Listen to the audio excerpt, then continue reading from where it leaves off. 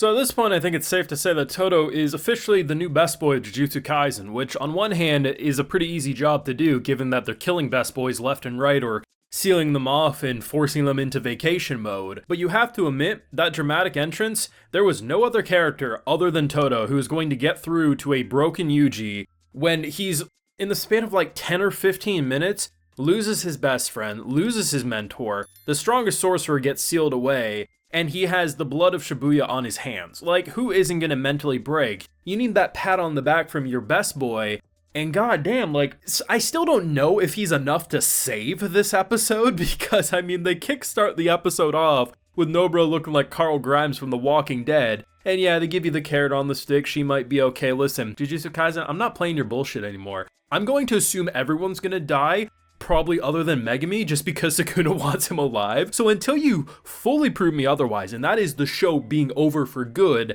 I'm just assuming everyone's staying dead. Let's be honest, I ain't doing this bullshit anymore. But what a fantastic episode. Now I do have a full live reaction to that wonderful JJK episode over on my Patreon, so if you would like to see my full uncut thoughts, it's over there if you're interested. Now this was another heat episode. I'm still blown away. These animators, I just don't know how they're pulling through with the conditions they're in, but once again, round of applause, they are doing fantastic. I mean, there's some things I can nitpick, like just character proportions, especially in some more standing still scenes, but goddamn, this was pedal to the metal again. I mean, they're sick and twisted. I mean, I figured we would see the wound from last week, but I think just starting it off so sick and twisted, it's like last week. I said that it felt like a train coming, and we knew the train was going to run us over. Same thing, except this time, because they've already ruined Christmas for us, they decided to run us over very quickly this week. Showing that wholesome flashback with the gang, I was like, oh, okay. So last week, you give me the like 10-minute backstory after she gets touched. And I'm like, yeah, they're gonna kill her. You start this episode off with them being all friendly together. You're gonna show me her dead body on the floor. And oh boy, did they show me her dead body on the floor. Yuuji, Itadori, I'm just like, my boy, he is mentally broken. And I think even if this wasn't in the span of like 10 or 15 minutes, the shit that he's been through, the monster that he feels, the blood that he feels like can't get washed off his skin, who the hell wouldn't emotionally break? But seriously, this character writing for him as a character specifically is next level. He is legitimately an amazing protagonist, and the people who act like he doesn't do enough in his own story, I swear to God, are monkey brains. Like, I don't know if it's scrolling too many TikToks and needing some stupid video game off to the side to keep your attention, but if you seriously think Itadori is not a well-written character and isn't doing things, I mean, this show would literally be 50% weaker without him. I'm not saying the side cast doesn't pull their weight, because they are all fantastic, but without our boy and everything going on with him, I mean, shit, man, like, he's a well-written character. This did not feel like a crybaby scene. This felt like someone who is human, who's been through the ringer, was almost ready to give up.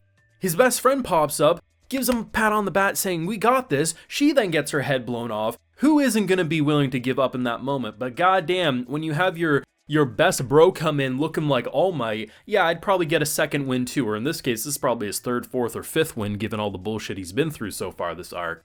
But man, what was so great about Todo is that he is such a bundle of charisma, but I love the fact that he didn't get mad with Yuuji. He didn't like say like, you gotta chin up or this or that. Like, he did give him a pep talk, but as soon as he sees his bro just down there, like, giving up on life, I don't want to fight anymore, I'm done, I'm over this, he doesn't, like, get mad at him in a way a lot of these characters would in this scene. No, instead, he's silently pissed off with Mahito, who probably is my favorite villain in this show, and one of my favorite villains I've seen this year. He's such a psychopath. His body count is insane, and unlike other characters who have been working with Imposter Ghetto, he has been matched up against people that he can absolutely wipe the floor with.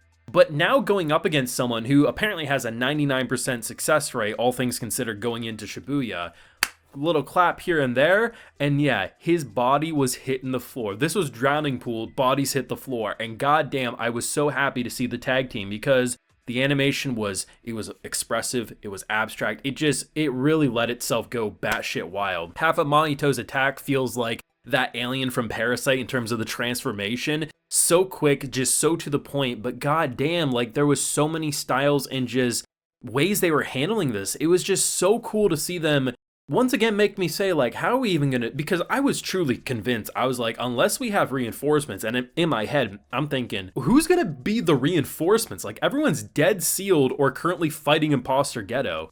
No one's on our hands. Like we're screwed, we're shit out of luck. And then who comes in? Bro comes in, and I'm like, you know what, you are now officially best boy for me, because Nanami's dead and Gojo's gone. So it's like, who else do I got at this point? Like, I love Yuuji, and I do think he's legitimately a strong character. And I think, honestly, there's a lot of best boys that have been a part of this, but there's just something about moments like these that you have to give that gold star to a character. Even if they don't necessarily last as your best boy forever, like, it's hard not to feel like, you know what, I knew you were a badass. I knew you were a bro, but holy shit, man. Like, just when you think it's winding down, the credits are still playing as the action, and you're like, oh, you can't be telling me we're coming into 21 next week, and they still gonna keep this excitement going. This shit's insane, man. This has been a fantastic season, riddled with production hell, of course, and nothing but respect to the team producing this hell, because that's literally what it is for them. But it is coming out as passionate art, and I can't thank them enough, because it has been an absolute joy to watch these insane moments come to life. The music, like every other minute, I feel like I got a different vibe going on with the OST. The art direction remaining as consistent as they can, but damn, the abstract animation just lets it feel so damn expressive.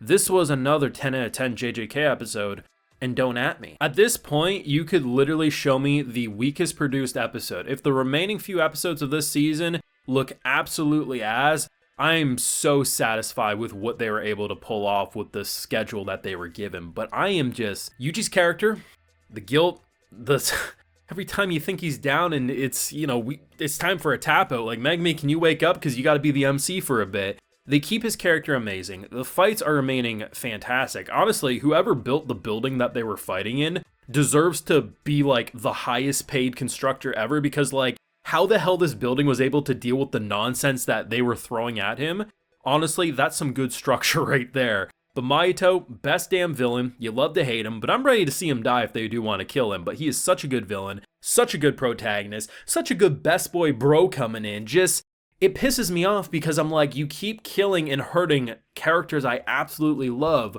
but goddamn, I'm addicted to the pain. Let me know your thoughts and feelings though down below on this wonderful episode. Leave a like if you enjoyed, subscribe if you're new around here. Of course, ring that bell so you can get notified when I upload more JJK to the channel. And like I mentioned, we have that full live reaction over on my Patreon. And hey, while you're over there, you'll also get a video shout out. So today we have Alex Ronco, Matthew, Shadow Clone Rex, Zane Sarnox, Winter's Harmony, Chris Beck, and Knock Knock. So I appreciate the support. Please take care and have a good one.